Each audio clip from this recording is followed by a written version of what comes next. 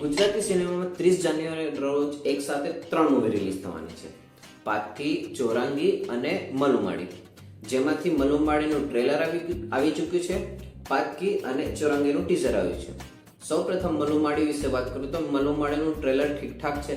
Concept interesting છે, પરંતુ આવો કોન્સેપ્ટ કેટલા લોકોને થિયેટર સુધી ખેંચશે તે 30 જાન્યુઆરીના રોજ ખબર પડશે. ત્યારબાદ ચોરાંગી મૂવીના ટીઝર વિશે વાત કરું તો આ 4 સ્ટોરીની એક ફિલ્મ છે. આ ફિલ્મ ટીઝર પરથી ઇન્ટરેસ્ટિંગ તો લાગી રહી છે. આ મૂવી નાન ખટાઈ અને લાઈફ ઇન મેટ્રો જેવી મૂવીની કેટેગરીઝમાં આવે છે. જોવાનું રહ્યું કેટલી ઇન્ટરેસ્ટિંગ આ ફિલ્મ રહે.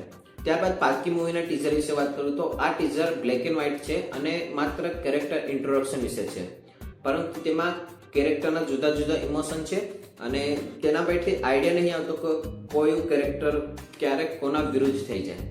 આ ત્રણેયમાં સૌથી વધારે ઇન્ટરેસ્ટિંગ પાકી મૂવી લાગી રહી છે. હવે જોવાનું રહ્યું કે કઈ સ્ટોરી વધારે એન્ટરટેનમેન્ટ કરે છે. તમે કઈ મૂવી જોવા જવાના છો એ કોમેન્ટ સેક્શનમાં જણાવો.